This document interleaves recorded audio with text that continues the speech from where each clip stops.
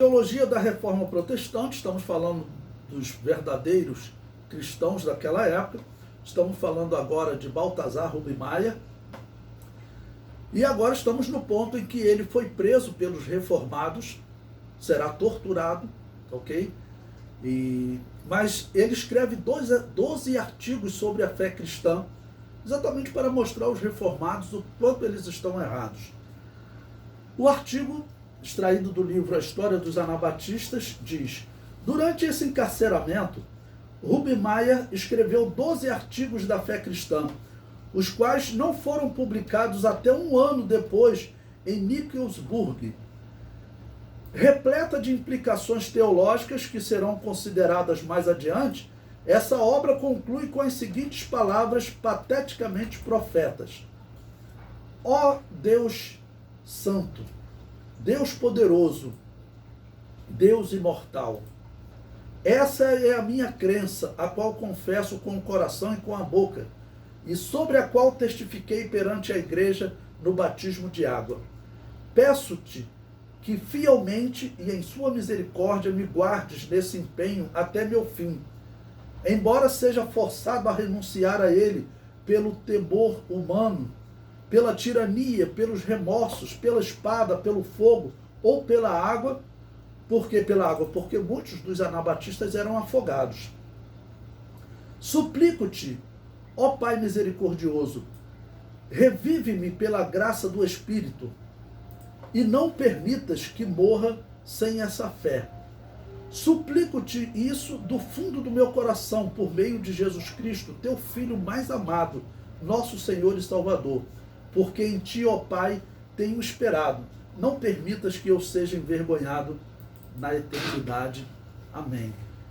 Ele sabia que ele seria torturado de tudo quanto é maneira, e vamos ver o que vai acontecer. Durante seu segundo encarceramento em Zurique, Rubinmeier foi submetido à tortura. Enquanto torturavam numa espécie de esticador, ele pronunciou a retratação requerida. Essa aqui é a parte triste da vida de Rubinmeier. Mas graças a Deus que não vai acabar aqui. Bom, esses esticadores, como eu falei, eram um método de tortura tremendo. A pessoa ficava presa pelas mãos, pelos pés, e uma máquina, que ia como uma moenda de cana que a pessoa vai girando e vai fazendo rodar determinadas partes para poder espremer a cana. Ali, no caso, elas iam esticando a pessoa, e a pessoa ficava ali naquele esticador, e com outras torturas também, por dias. Bom, o que aconteceu com o irmão Rubinmeier?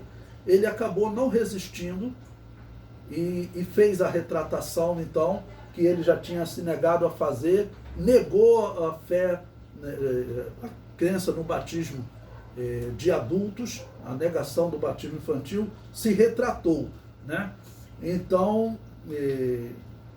isso vai causar um grande problema até na relação dele com os anabatistas, porque os outros anabatistas o verão como um traidor. Não, você tinha que ter ido até a morte.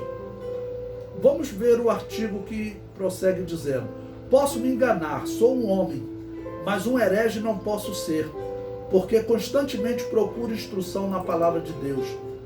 Entretanto, nunca ninguém se aproximou de mim para me indicar uma só palavra, exceto um só homem e seus seguidores, contra sua própria pregação anterior, promessas e escritos, cujo nome deixo de divulgar por amor da palavra de Deus. Quem é? Zwinglio, porque Zwinglio chegou a defender que o batismo infantil não era correto, mas ele chegou a argumentar, perdeu na argumentação e resolveu partir para a força. É isso que os reformados estão fazendo.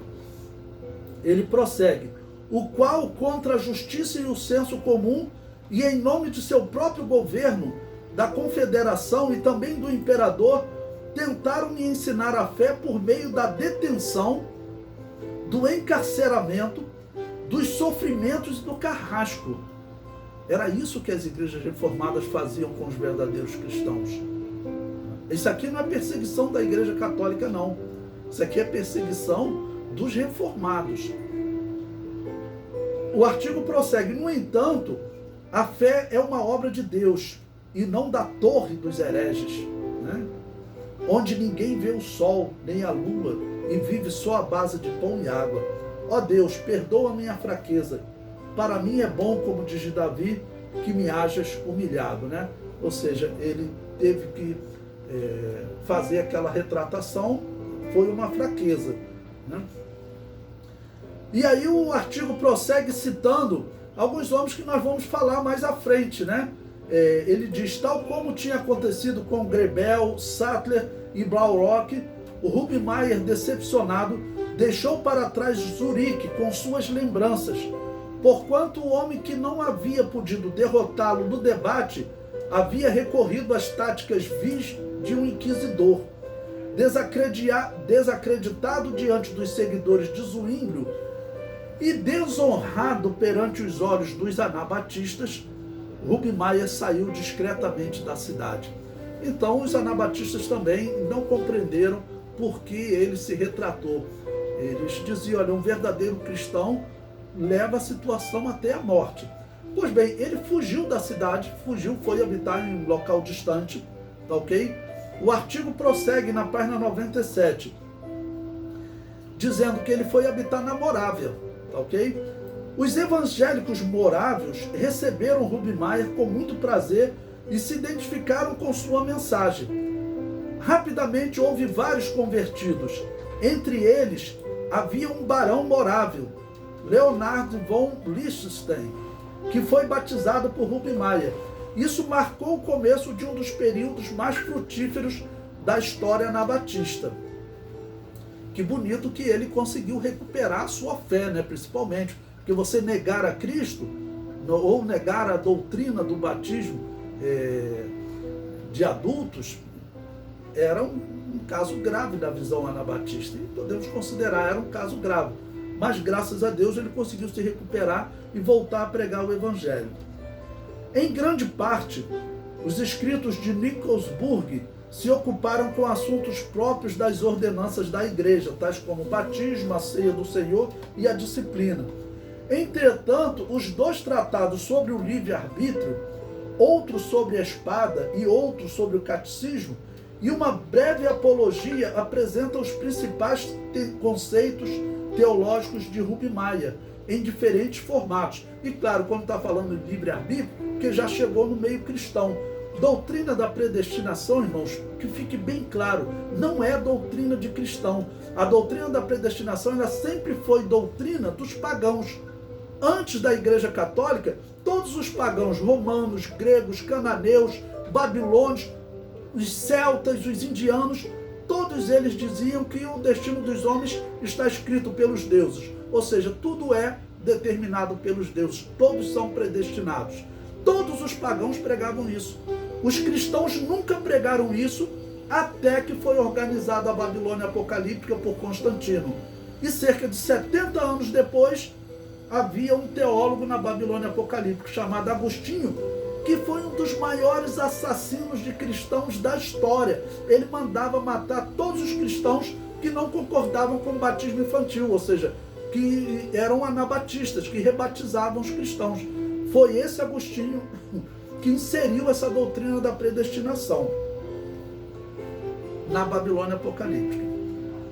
Prosseguindo no artigo, no livre-arbítrio 1 e livre-arbítrio 2, Rubinmeier expõe sua antropologia e sociologia, afirmando que o homem, embora tenha caído com Adão, ainda tem a capacidade de crer em Cristo, o único que pode salvar.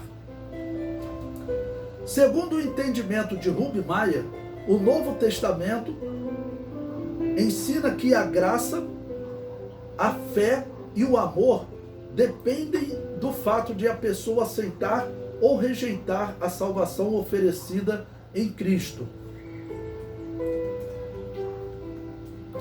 Para Rubinmeier, tal entendimento foi confirmado pela sua própria experiência. Quando foi clérigo popular, embora muito superficial, das massas, havia liderado a expulsão dos judeus de Regensburg, né? Ou seja, porque a Igreja Católica, a Babilônia Apocalíptica, sempre perseguiu os judeus. Os cristãos verdadeiros não perseguem os judeus, irmãos. Vamos lembrar que o primeiro-ministro de Israel, quando esteve no Brasil, ele falou: os maiores amigos dos judeus são os evangélicos, que são os cristãos verdadeiros. A Igreja Católica e as igrejas reformadas sempre perseguiram os judeus, né? Vamos lembrar que, infelizmente, Lutero escreveu um livro da mentira dos judeus, em que ele fala mesmo para os alemães perseguirem os judeus, queimarem as sinagogas, e Adolf Hitler fez uso desse texto reformado para poder perseguir os judeus durante a Segunda Guerra Mundial. Então Rubem Maia, ele está dizendo, ele perseguia os judeus quando ele era católico. Aí diz, 6 anos mais tarde, em seu panfleto sobre a excomunhão cristã, Rubem Maia contrasta o tratamento dos membros da igreja que estão sob a excomunhão com o tratamento dado aos inimigos judeus e pagãos. Era assim que a Igreja Católica e Lutero chamavam os judeus. Tanto a esses últimos quanto ao membro excomungado deve ser dado comida, bebida, refúgio e obras de necessidade. Mas os judeus e pagãos, diferentemente da pessoa excomungada, devem ser objetos de amizade, para que possam ser atraídos à fé em Cristo por meio do exemplo cristão. O que ele aprendia na Igreja Católica de perseguir os judeus, ele agora tem uma outra postura como verdadeiro cristão, porque o verdadeiro cristão sabe que a Bíblia fala que os judeus, eles por fim serão salvos. Não justifica o cristão perseguir os judeus. Só a Babilônia apocalíptica e as filhotes dela, a Igreja Reformada, principalmente Lutero, é que fizeram isso, né?